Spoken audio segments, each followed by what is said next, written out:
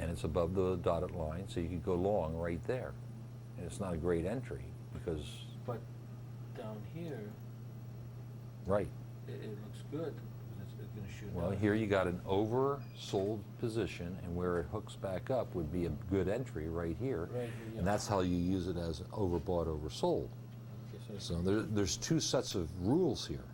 Okay, this is the more simplistic set that I gave you. And tomorrow when we get into this a little bit more and I start doing some live trading, I'll show you guys how I do it and how I read these things. So it's a lot of help. Yep. The other thing is, of course, what? You got to close below the Bollingers. You got to dip below here. Your Stokes are all oversold. This was a very clear entry, clear long, clear buy signal. Yeah. You got four things telling you the same thing. Okay. And again, we can't know, but man, that sure puts a lot of probability on our side, doesn't it? And the candlesticks tell you, the Bollinger Bands tell you, the MACD tells you, and the stochastics tell you. Go long. Again, did the ricochet. See? Yeah. But again, we're getting, into the last 40, 50 minutes of the market here. Now, how's that going to... That usually, at the end of the market, usually goes... Well, they're going to buy this up at the end, guys. They're going to cover. They've been shorting all day long. If it's a real shakeout, they'll buy cover. They won't take it home overnight. If it's not if it's a serious shakeout, this thing will go flat. But I don't think it'll go down any further. It's actually, it broke my line there, and but it's starting to bounce back up already. You said on the stochastics, 80%, 20%. Correct. So we're above the 80%. So yeah, you should be long at this point and be starting to look to sell long. Okay, you're not ready to... Position. If you should have been long already. Okay, you should have been long when it crossed the 50. Okay, or it came above the percent D down here by the 20. This is where you should have bought it long, which would have been right in here. Now you're getting up to an overbought position, and when this thing crosses back down, that's going to tell you to sell it off. Now that wouldn't have been much of a trade. You would have made 20 cents, but... Right here is almost touching the Bollinger Curve, which already is an indicator. Yeah. And then you have the red, Well, the zero. see that MACD isn't a very clear indication here. And this is what I said. What happens when stochastic says go and MACD says stop? What do? Decision. This is a decision that you have to make. So if you have 2 of 3 indicators, that's still a better... Well, it's better than 1 out of 1, it's... But the question is do you need 7 out of 10? If you get too many, then it takes too long to read them and you miss the opportunity entirely by the time you make the analysis. Now, can this shoot beyond 100 or no? No, but it can go flat for a long time along 100. Like what this did? Yeah. So that's the... That's where it hit up here and it just stayed up and it continued up, okay? Now it crossed. Okay, so now it would be time to sell your long off. You bought it over here, now it would be time to sell it off, okay? Because we've crossed below the D and we're breaking 80. It's not time to clearly go short, but it's certainly time to get out of a long. I used the 10-3, whatever that means. Well, that's 10 periods 10 periods. and then smoothed by a 3 moving average. Is that okay? Is that good to use, or do you use a higher number? Well, again, this is something, I can't answer it for you. I use a 21-3. The thing defaults to a 23. I know people who use 14s. 10s is awful fast, man. Okay, the reason is we're using a minute chart here. Okay. So how do we adjust it to this? Does 10 to a minute, to a 5 minutes, it's a 15? Okay, it's a function of look. It's the same information. What I suggest is you switch it to a 15, okay? Change this one and compare them and see which one you like better, okay? You're not in a trade right now, right? No. We're just talking? Okay, great. Yeah, so, I just want to yeah. observe now. Sure, go up to your upper indicator and change that to a slow stochastics. The lower the number, the slower? Okay, well, first off, you have to change it to the other thing. No, you want to change it to stochastics, slow stochastics. Well, which one are you changing? MACD. Okay, so change the MACD. Okay, I'm changing it. That's the MACD plus signal. You and I are not speaking the same language. Okay. I was suggesting that you compare a 10 slow stochastics with a 15 slow stochastics. Okay. Okay?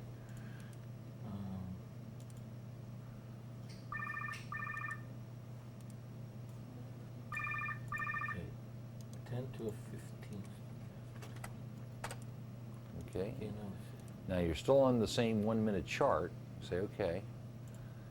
so And you can what's the see how differently it looks. Okay? The 15 is slower, so it's a little smoother. Ready? This one is almost oversold now, and this one is yet to be oversold. appearance-wise? They're similar, but the top one is a little smoother, a little less jerky. Okay? Is it not better to be more tricky? or Well, less I don't know. See, Van, you're asking me a taste question. I mean, do hamburgers, hot dogs, are you allowed to put mustard and ketchup on hot dogs or mustard only? Okay, it's a function of taste. I have people who would kill if they saw you put ketchup on a hot dog. You don't put anything on a hot dog but mustard. And onions? Oh, see, and there's and now we got onions. Ready?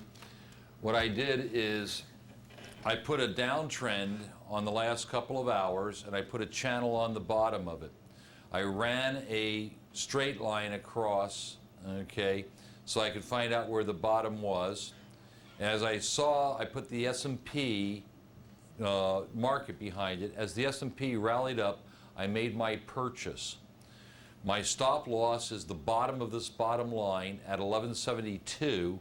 I put a trailing stop on it, and it's already trailed me up to 75. You can see the number down here in the corner. Now, I should be ready to take profit right here. So if I get a close above that, ready, that would be wonderful.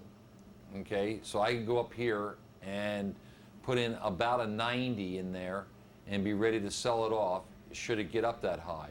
I'm long at 83, my stop is at 75, my goal is 90, alrighty? So I already have my stop in place, so I can afford to change my price up here now. Now I have to cancel first and then hit the sell button if it gets up there to the 90 area. I don't want to place the order now because I don't be adding to supply and therefore slowing my very self down from attaining my goal. Okay? So now we just have to be patient. Everything is in place. Okay? With the exception I have to run over, hit cancel, and sell my product when it's nice and high.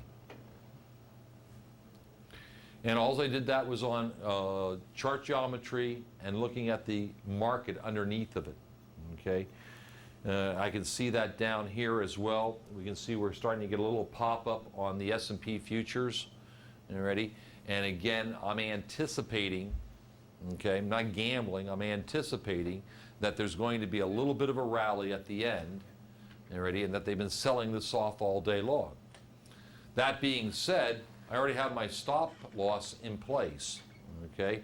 Now, admittedly, we're not killing it, people, but we're only on 100 shares. We're already up $4, okay?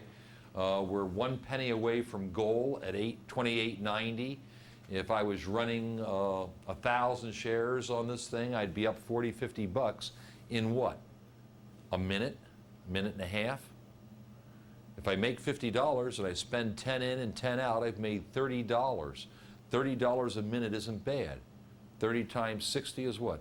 $180 no, 30 times 60 is $1,800 an hour. Not bad return, okay? So, now that's kind of a fool's errand, people, when you start thinking, oh, if I make $30 in a minute, I can annualize that, okay? But once again, I don't want you guys to get to the point where you think you always have to be making $1,000 on every trade. The trick is to be able to make a consistent income, to have a profit every day, to be able to see that you can do this day in and day out. Occasionally small losers, but consistent profits each and every day. That's what working as a trader is, as opposed to trying to hit home runs. Everybody wants that thrill. Everybody wants that excitement. But the reality of it is that we have to be able to make a living at this over the course of a year. Okay, so now can I sell my product for the $28.90? Very easily. There's a lot of buyers there, okay? So what I'm going to do is go in here and show you guys that I'm not kidding. We'll go in here and sell off, cancel my stop, sell off 50 to the 90s, okay? I still have 50 shares, and I'm still up $5, and now I'm making even more money. Now I'm going to put on my trailing stop again, okay? And we'll put the trailing stop, what did I get in at? 83? So that's 10 cents. So I hit sell. Okay. Now people, I cannot lose money. I have made a profit. I've locked it in. If it goes up from here, all I'm doing is making pure profit now. If it goes back down, I've already taken half of the profit out, and I haven't lost anything. So maybe I didn't make everything, but at least I made $5-10 out of the 20 that was possible. But now I've given myself the chance to make a lot more. Because if this thing now rallies, boom, you know. Now if it really starts to rally, can I go back in there and buy that 50 back, or another 100 or another 200? Sure. Sure. Okay? So it's very important that you see that you take profit off the table. Very, very important. So I'm just going to let this ride for right now. I have a stop loss in, and if it goes to the moon, well, we'll be heroes, and if it doesn't, well, we've already made our bucks. We've already gotten something for our efforts. Okay?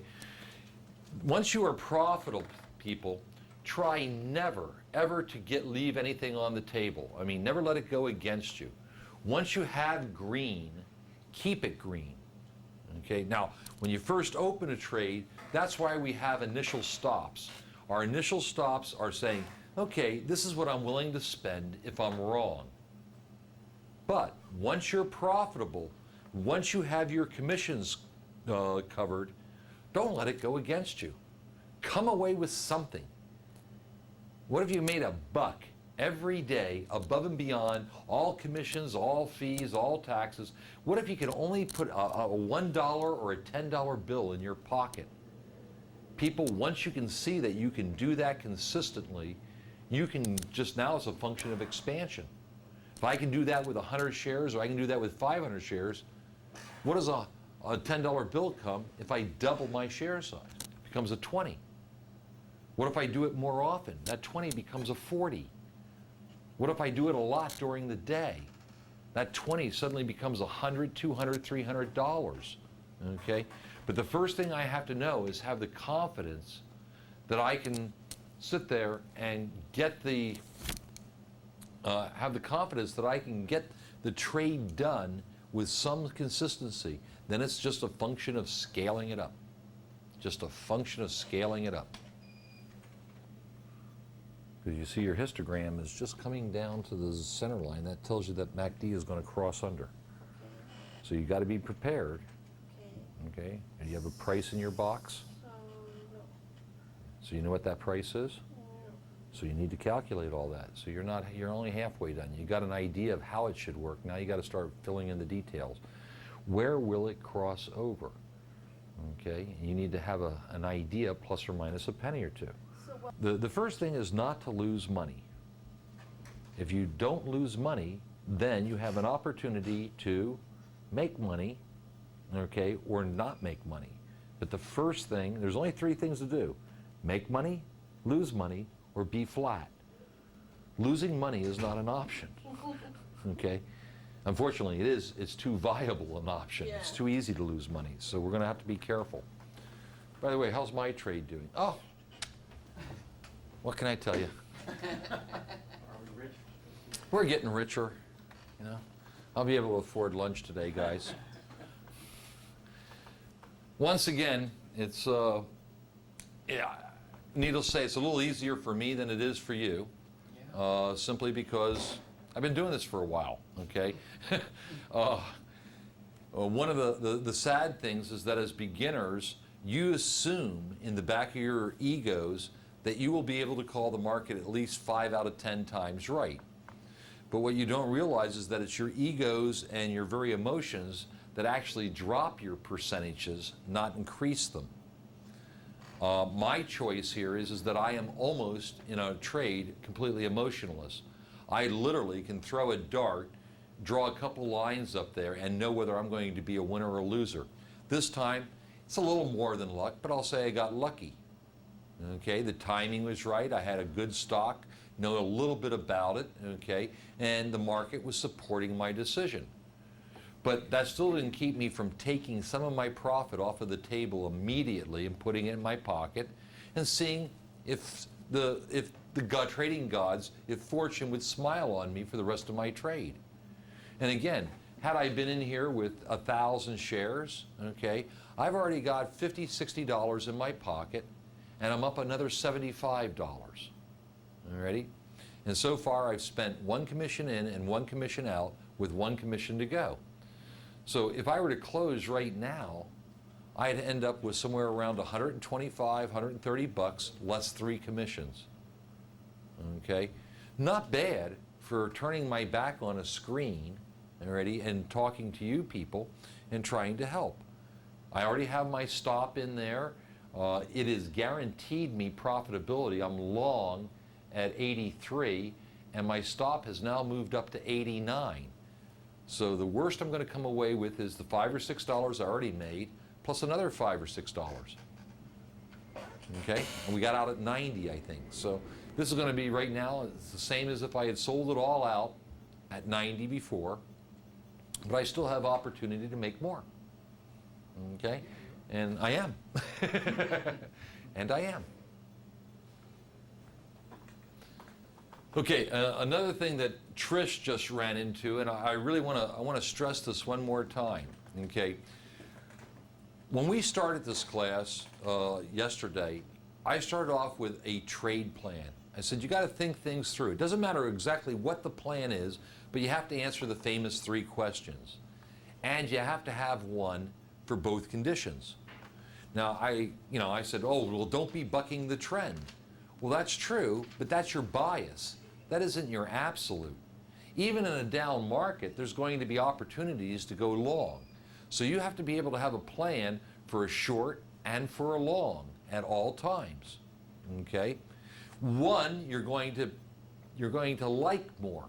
Because it is a downtrend, I'm going to favor my short plan. But if clearly my short plan isn't working, then I must switch to my long plan or not trade. I do have that other option. And Miles put it so very, very importantly yesterday. He said, Mike, one of the most important things I've learned is knowing when not to trade. And he said, if I don't have my signals, if it's not really clear in my mind, okay, then I'm not going to pull the trigger. And I patted him on the back because, attaboy, that is how you do it. The first and foremost thing that we do here is what? Conserve capital. Try not to lose money. Now, we're going to lose a little occasionally. That's to be expected. But the point is our first focus is give myself every chance not to lose money. Then give myself an opportunity to make money. Okay? So there's 3 possible outcomes. Make money, go flat, lose money. The first thing we want to do is try to plan against losing money. Okay? The next thing is can we be flat? Is there a clear indication that we have an opportunity? If there's not clear indication, don't open the trade.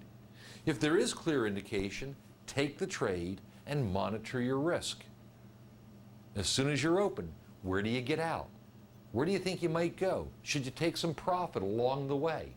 Okay? Now, this is wonderful. We're going right through resistance of 29 on an even number, on a round number, okay? This thing actually has a little bit more horsepower in it, okay? My automatic stop, my trailing stop has moved up to 91, okay? But we're getting close to the end of the day. You can see the S&Ps down here in the bottom left are making that short covering rally. Now, again, I told you just yesterday, don't you dare count on a short covering rally, okay? But you got to look for it. Ready? You know, I wouldn't bet and just go long right at 330 because I thought it would happen. What I did is I made a move based on a channel on my chart, made some money, and let the rest ride on a little higher risk. I'm going to go up here and I'm going to cancel my order. I'm going to change this to market and I'm going to sell it and take that 2901. Had I been a little bit faster and listened to Al, I would have been out at 2902 or 2903. Okay? But can I see the market changing down here? Yes. And therefore, should I do something about it? Well, again, if I just wanted to let it trail to the end of the day to prove a point to you guys, I could have. But we would have been out here in just a couple of minutes anyway, okay? Because I think this thing's going to back off here a little. But we made a nice little chunk of change on a rotten 100 shares, okay? We did it in 2 sections. We had 3 commissions, already, and we made a little bit more than we actually expected to make. It's a good day. Good day, good trade, okay? Alrighty. Comments, questions, things you want to see? Let me switch to a NASDAQ stock. Your thinking on this, when you looked at the index, you saw the index going. Okay, I will have to go back and reconstruct You're it. familiar with the stock, and the stock's basically following the index, right? Well, yeah, you can see that today that Texas Instruments was highly correlated with the S&Ps. Where the S&Ps went up, Texas Instrument went up. Where the S&Ps went down, Texas Instruments went down. Okay, so I saw that I was approaching my bottom line down here. Okay, and the S&Ps turned over and went up, and I bought it right in here. Just as the S&Ps started going up, I bought it here near the bottom of my channel. My first goal was the 2890 up here at the top of my channel, because that's a resistance line, and I'm constrained to sell near resistance. So I did, but I only sold half of it.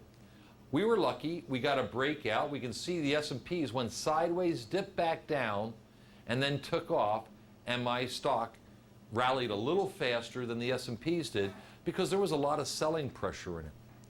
Remember, this is hard to think about, but a stock is a concentrated effort compared to the diluted 500 stocks.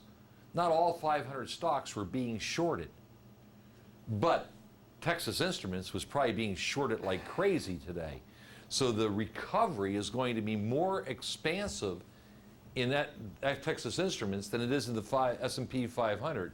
Yet they are both correlated. This seems like there's a conundrum, but there isn't. Okay, it's just that all day long people have been selling Texas Instruments. All day long they've been selling the S&Ps, but they've been selling all of the S&Ps. Okay, so at the end they're all buying Texas Instruments, but they're not all buying all the S&Ps in cover. So that's why we see the stock become a little bit stronger than the index towards the end of the day. And again, here we go. It's rolled over. We were happy to get out at our 2901 or 02. It's back down to the 97s. Okay, so, and we're here in the last 20 minutes of the market. Okay, you guys should all be settled up by now. All your positions should be closed, and you should be watching carefully to start to see what happens at the end of the day in anticipation of tomorrow. Okay, remember, we have to do this again tomorrow, and again next week, and again next month, and again next year. The more times we sit in front of this market and see who's doing what to whom, how these patterns match, okay? Can everybody see how the market came down, went sideways, okay, and then came back down? Now this one had a little bit of drop, but can you see that it was that pattern I showed you? On a down day, it's going to look like this. And actually, you know, it actually comes up a bit like that. Now, it didn't go all the way out to 215. It only came out here to around 12 noon, 1 o'clock-ish in this neck of the woods before it continued to break down. On another day, on a long day, it would look just the opposite.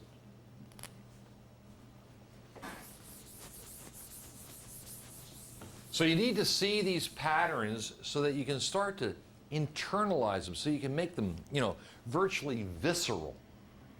You guys are sitting there and you work for 5 minutes. I came up here and I went bump, bump, bump, and I looked at that. It's not because I'm so smart. It's just because I've been doing it so long. This is a skill, okay? It's not rocket science, it's a skill. And I can run through my skills very, very quickly.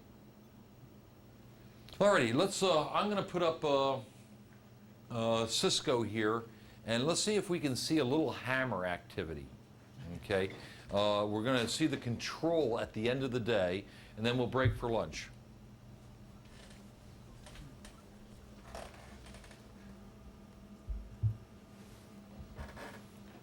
And again, the only reason I'm picking on Cisco is because I know the hammers in here very, very well. And we'll stretch out the box here so we can see a couple of them. Now, the three major hammers in this are Smith Barney, GVRC, and Goldman Sachs. Notice how they're within a penny of each other over here and within a penny or two of each other over here. That they're all showing 100s down here, but they were, well, Goldman Sachs just changed. He was showing 1,000, 3,000, and 100. So what they're going to do is try to power the market down to the 60, 59 area where they're going to attempt to buy it. The problem is that other people know that they're doing this, and they start jumping in front of them and cutting their action. So now what we want to see is one of these three move down lower to push the thing down by showing larger share size or advancing themselves up the ladder. That's what we're looking for. And if we don't get it, well, then they're not playing very hard today. That's all I can tell you. All righty? So let's watch here for a minute. This doesn't happen instantly. Okay, so again, what do we see? We got a 10-cent hammer spread in here, do we not? Yeah. Okay, the Elephant Rock. Okay, Goldman Sachs just moved up to 62. He's showing 100 shares. Start mentally counting: 1 Mississippi, 2 Mississippi, 3 Mississippi, 4 Mississippi, 5. He's staying. He refreshed. Now, people are selling to him. He just shows big size. Did you see it flare up? Yeah. He's trying to scare them back up. But he can't do that for too long because he's then liable. And they hit him. They smacked him right on the nose, so he ran back down to 60. Okay? But you saw him, didn't you? Did you see him flare up from 100 to 2,000? Okay? And he said, okay, I'm going to spook you all up. And they didn't go for it. They slapped him. All right? They open hand slapped him. And he said, okay, you're right. And he came back here. And now we're going to try it again at 60. Now, these two are now together. Watch their share sizes. If they beef up, they're trying to scare the market up. They're at risk, but they only have to buy 300 and 100 apiece. How much are they buying? 2,300, 1,000. Watch these numbers decline in here. They're holding the line. They've been there for more than 5 seconds. Okay? Goldman has retreated. GVRC is still sitting there. He's still saying, I'm holding it. Smith Barney steps up with 10,000. They're trying to scare the market up. GVRC says, I can't go it. So Smith Barney's holding the bag now. Okay? And boom, it happened. They jumped in front of them. They couldn't take it. That 10,000, okay, was enough to encourage people to say, if they want to buy it at 60 and he's not leaving, then darn it, we want to buy it. Now Goldman Sachs overleaps then and brings it up 2,000 to 61. Look for a 62 rollover. You should start to see 62 prints here in a second. No, new low offer. Goldman Sachs backs off. He couldn't hold it. There's a fight in here right now. The S&Ps are breaking back down to that support line I had, about 1128, 1129. Okay, here we go. Big fight. 10,000. Goldman Sachs is only showing 100. Let's see. Nope. Smith Barney bailed on him. Goldman won't stay long. He jumps out. Okay. Then tag team. Okay. Now we're trying it again at 59. He wants his presence. He's trying to influence this with his presence. He doesn't want to show share size because he is at risk. He can't take the heat. He dropped down again. They're printing an awful lot of these reds. Finally, we're at the low of the day at 59, okay? He's at 58. These guys have hardly moved a bit. We still have that about 10, 14 cent spread at the 70, 74s that we had.